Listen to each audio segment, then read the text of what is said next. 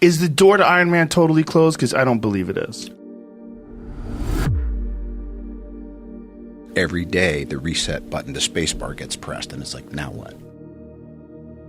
30 years he has struggled with a dangerous drug addiction that nearly destroyed him. And today, he says he's clean, he's in love. And so by the time you're in prison, that's not rock bottom for you? Nope. It's easy to embrace hopelessness when things seem insurmountable.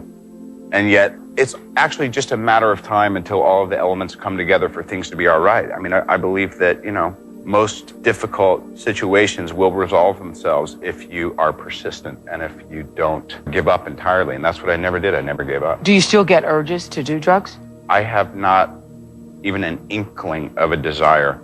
It's not that difficult to overcome these seemingly ghastly problems. What's hard is to decide.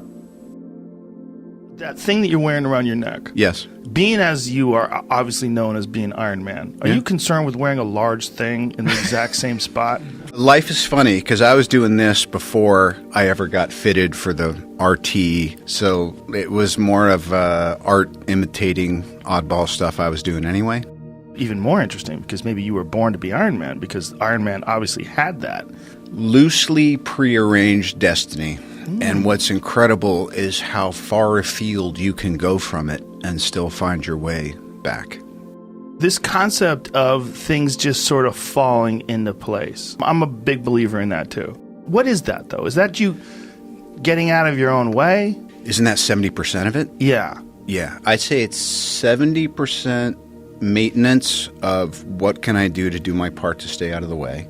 And then the other part, I always think of it as like this little super thin, invisible thread. But you can feel the tug and you just you have to be really gentle. You have to pause when agitated and you have to go for it when you're going to like, there's 4 walls in here, which one has the map behind it? It's that one. And you knock down the wall and it's there, Yeah, what is that though? That's a... Synchronicity? Yeah. Intuition? I don't know. Right. It's the big I don't know. And I really feel, it's so funny, at this point in my life and being, kind of middle-aged and all that, well, I know I'm going to fly around the world and I'm going to sell some soap. And I know I have a new project and I know I've just retired my jersey on this 12-year journey I've been on. And how do I want to start? And it came up, how would you like it? I go, yes, that's exactly what I'm going to do. I'm going to go have the Joe Rogan experience and kick off this year and this season and this new chapter by doing what I love.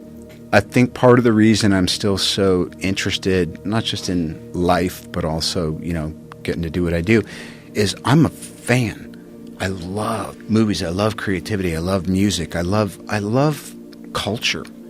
And the fact that I actually have a place in it while I'm observing it and digging it is like, it's an honor. Even though he has a whole lot of money, even though he's Iron Man, dude, here's the deal.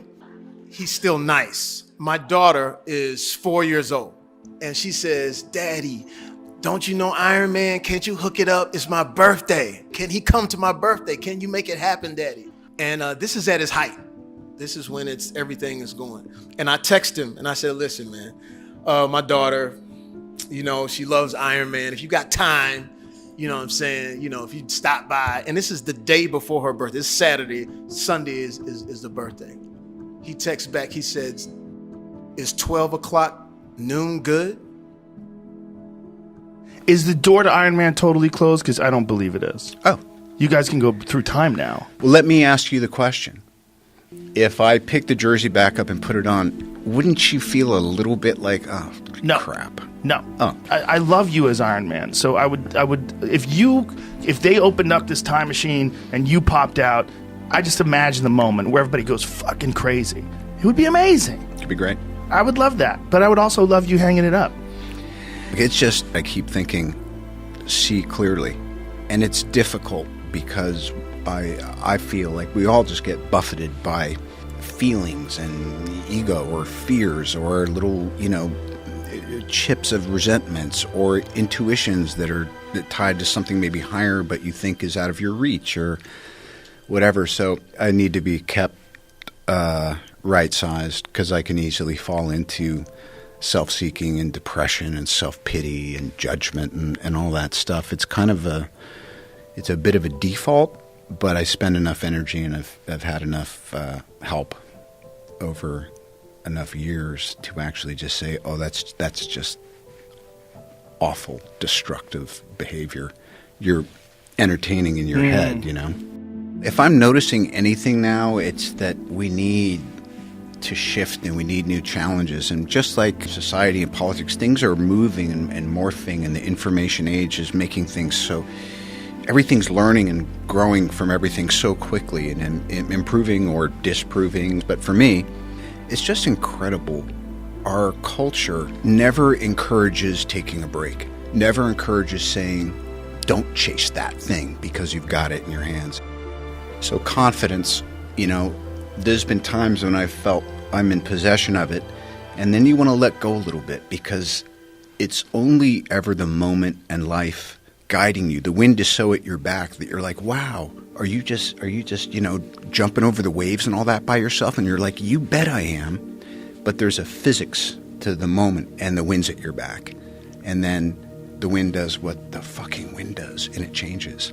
And if you're left there thinking, what, you know, so I think it's great to be in full possession of what you would call supreme confidence, and then see what happens if you don't hold on to it so hard, because it's great.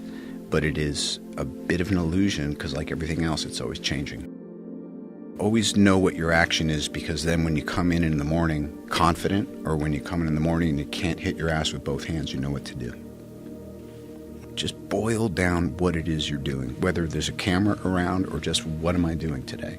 Today I'm showing up and I'm trying to be honest and also to listen and learn. But really my action today is I'm beginning a process of promotion. You actually take comfort in the fact that your eyesight is starting to dwindle? You want to chase it, but what I appreciate is you know where you're at by what you're able to retain if you fight for it, and the things that are going no matter what you do. Sometimes it's about, I don't need to try to use something to hold on to everything. I want to pick the 5 or 7 things that I definitely want to hold on to, and I want to watch the rest of it go in and out with the tides. Smile. Though your heart is aching, smile.